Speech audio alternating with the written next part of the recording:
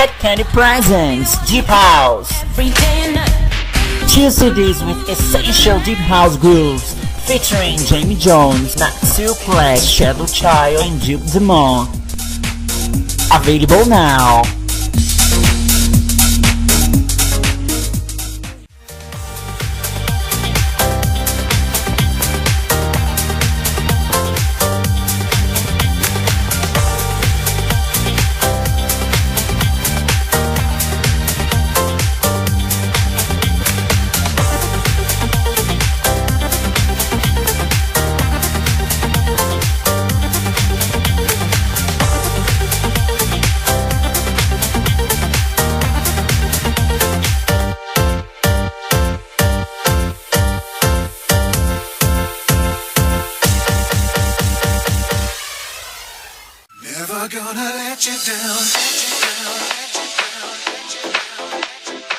Entre eu e o professor Alexander Dugin, que é o guru do Vladimir Putin, o teórico do movimento eurasiano. O movimento eurasiano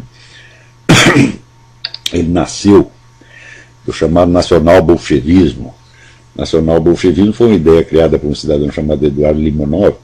Veja como uma coincidência, os dois, tanto o criador do nacional-bolchevismo quanto o do movimento eurasiano, que são Eduardo Limonov e o Vladimir Putin, são filhos de oficiais da KGB. E o Dugin é hoje mentor do homem da KGB, que é o Vladimir Putin. Então, vocês veem que o agente por trás de todas essas coisas é o mesmo de sempre, é a boa e velha KGB. Com o nome alterado, pouco importa, que a KGB já mudou de nome 50 vezes. Começou como Tcheca, depois virou NKVD, depois virou não sei quem, depois virou KGB, agora é FSB, tanto faz. Né? O próprio Vladimir Putin, outro dia, disse o seguinte: olha, não acredita nessa história de ex-KGB, não existe ex-KGB. Uma vez que ele entrou na KGB, fica lá até morrer. Né? De lá você só sai morto ou, na melhor das hipóteses, você vai para o Gulag.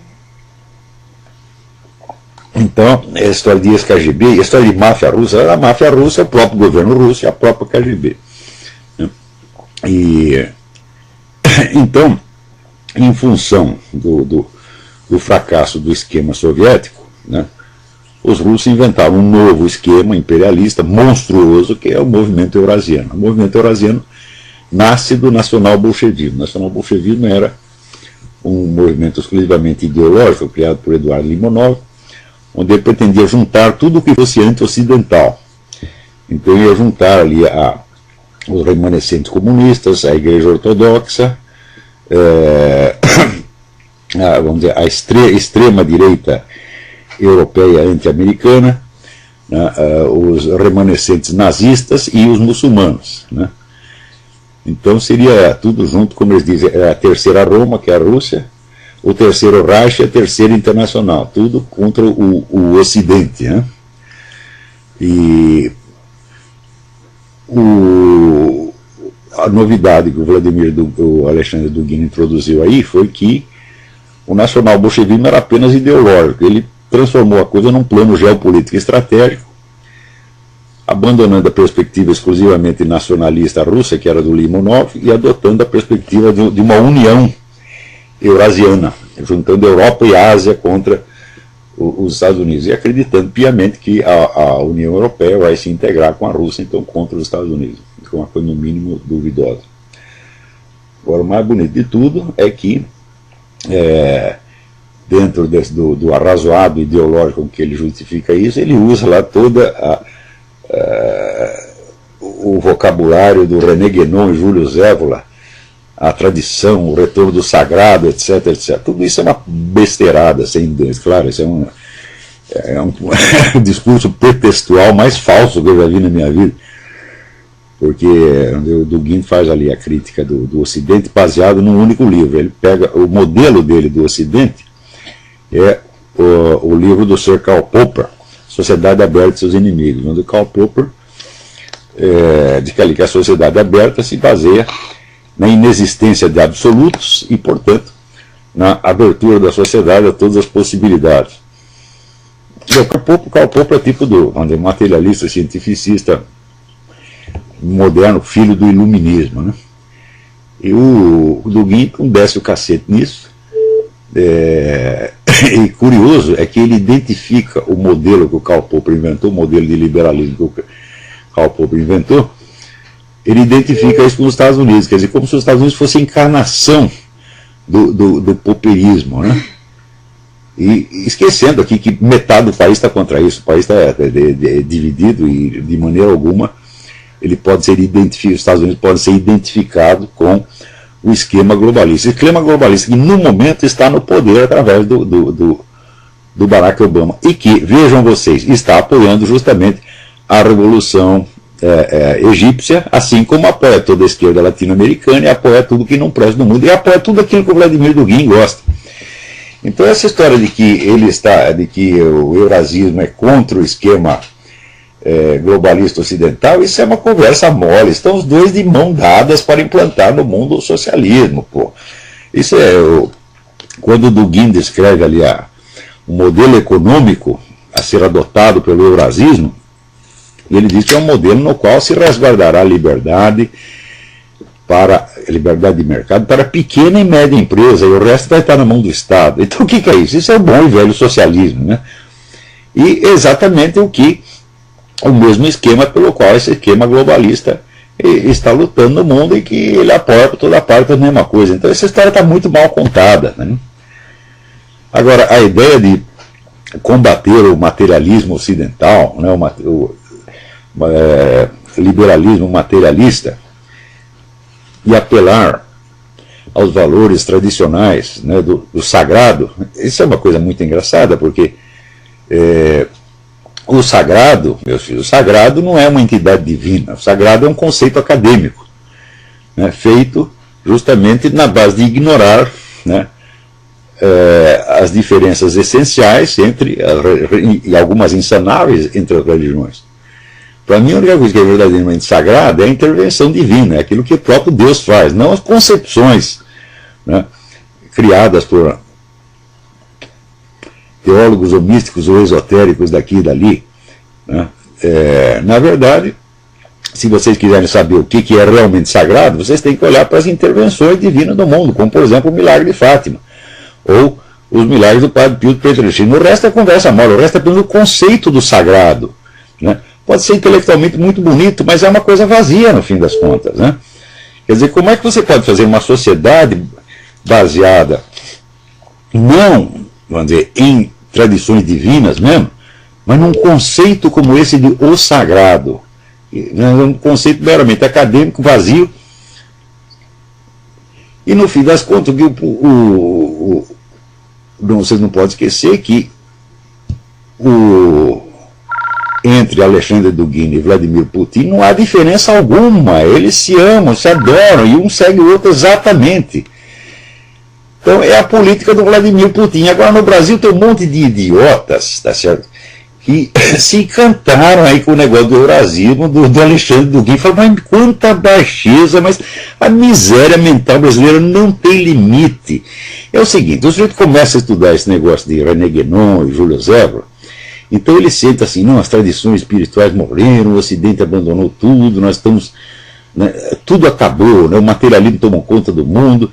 Então eles se sentem muito sozinhos, muito isolados, eles ficam desesperados procurando uma entidade, né, que os proteja, dentro do qual eles se sintam reintegrados. Então aparece o cara com o eurasismo, ele diz, opa, não estamos mais sozinhos, existe um gigantesco movimento mundial que vai restaurar a tradição, e os idiotas caem nisso, meu Deus do céu, que miséria! Pior que às vezes tem alguns alunos meus me matam de vergonha, mas como vocês são burros, minha gente, mas é burrice demais, demais, demais, que coisa! Quem é que não está vendo que esse negócio de eurasismo é o esquema da KGB inventado, inclusive pelo seguinte, a Rússia está numa situação miserável, né? E o Dugin confessa, a Rússia não conseguirá se levantar por si mesma. Então o que ela faz? Ela inventa um gigantesco esquema internacional para usar os outros como muleta. E, no fim, tudo isso aí é o quê? Para levantar a economia da Rússia, meu Deus do céu. Além disso, o Dugin se queixa, não, depois as reformas liberais do Yeltsin corromperam a Rússia, criaram a corrupção na Rússia. Como se o regime comunista antes fosse um templo de pureza. tá certo? E não, vamos dizer, o regime mais corrupto da face da Terra. Tem um livro do Constantin Sines, A Sociedade Corrupta, leia e você vai ver o que era o regime comunista, onde você não tinha nada, a não ser na base da propina. Você não podia chamar o encanador, você tinha que pagar o encanador do Estado, mas tinha que pagar propina para ele. Tudo era na base da propina. Tá certo? Eu conheci funcionário da Embaixada Brasileira, lá, não vou dar o nome, né, que diz, olha, eu lá andava com 2 caixas de champanhe no porta-mala, porque tudo que você ia pedir lá, você tinha que dar um presentinho pro general, pro funcionário, etc. Era tudo assim na Rússia, meu Deus do céu. Agora, por que a Rússia se corrompeu depois da queda do regime soviético? É muito simples, meu filho. Você imaginou que teria acontecido na Alemanha, se uma vez derrubado o regime nazista, você distribuísse o poder entre todos os membros da SS, da Gestapo e do Partido Nazista e deixasse todo mundo nos seus lugares. Ia ser uma comedeira sem fim. Foi exatamente isso que aconteceu na Rússia. Os parentes aí do Dugin e do Limonov ficaram todos nos seus lugares, ninguém foi punido, ninguém foi perseguido, e imediatamente se transformaram nos milionários, na nova oligarquia. São as mesmas pessoas, e é isso que corrompeu a Rússia. Não foi a adoção do liberalismo, não, senhor. A hora que começou a privatizar a coisa, quem foi que comprou? O pessoal do governo, que tinha o dinheiro na mão, tinha as verbas da KGB, que eram verbas ilimitadas, em cima das quais nem o parlamento soviético tinha controle do orçamento da KGB. Então esta gente, são os maiores bandidos da face da Terra, esses viraram os milionários do dia para a noite. E agora fica lá o Dugin se queixando que o liberalismo ocidental corrompeu a Rússia. Ora, mas meu Deus do céu, precisa ser muito burro para cair numa conversa dessa. Ou vocês aí, vocês, os caras sabem de quem que eu estou falando, né? Esses, assim, guenonistas de botequim que tem no Brasil, uma vergonha. Quer dizer, se você não é capaz, meu filho, de aguentar a solidão de você ver as tradições espirituais sendo todas destruídas e tudo sendo destruído por um materialismo grosso, se você não é capaz de aguentar a solidão, você não é de nada, você é um fracote, você está entendendo? Você é um bosta. Tá certo? Porque um homem espiritual de verdade, meu filho, ele não conta com as forças deste mundo, ele não precisa de ter um movimento eurasiano pelas costas, ele conta apenas com Deus, ele sabe que mesmo que esteja sozinho, ele vai vencer a parada, meu filho. Nós não precisamos de nenhum apoio institucional, não. Então, vocês que estão aí atrás do movimento eurasiano, vocês são uma vergonha, gente, uma vergonha, meu Deus do céu. Quer dizer, vocês vão ser usados pela KGB, só porque a KGB está citando René Guénon e Júlio Zévola, mas como são burros, puta. Eu ainda tem uma senhora aqui que pede para eu parar de falar palavrão. Como é que eu posso parar de falar palavrão dentro de coisa desse tipo, minha senhora? O meu saco é limitado, você tem apenas um saco humano como qualquer outro, porra. Agora, a burrice brasileira, meu Deus, é uma coisa que ela ainda consegue me chocar, porque a cada semana ela ultrapassa, vai além de toda a imaginação humana, você está entendendo? Era só o que faltava, esses guionistas brasileiros agora trabalhar para a KGB, sem nem saber para quem trabalhando.